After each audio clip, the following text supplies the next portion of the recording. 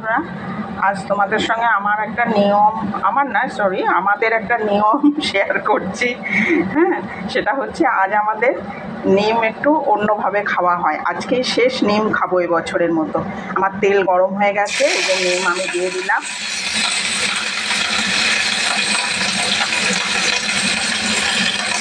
ধুয়ে রেখেছিলাম না, জলটা যাতে শুকিয়ে যায় সেই জন্যে কাপড়ের মধ্যে রেখেছিলাম।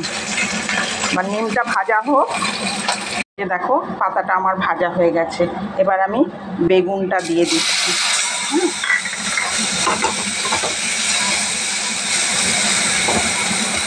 ভাজা হোক।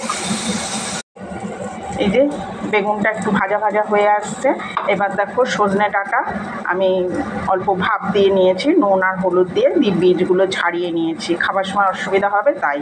এবার এই ডাঁটাটা এর মধ্যে দিয়ে দেবো। নিমের সঙ্গে এই ডাঁটাটা ভাজা হবে।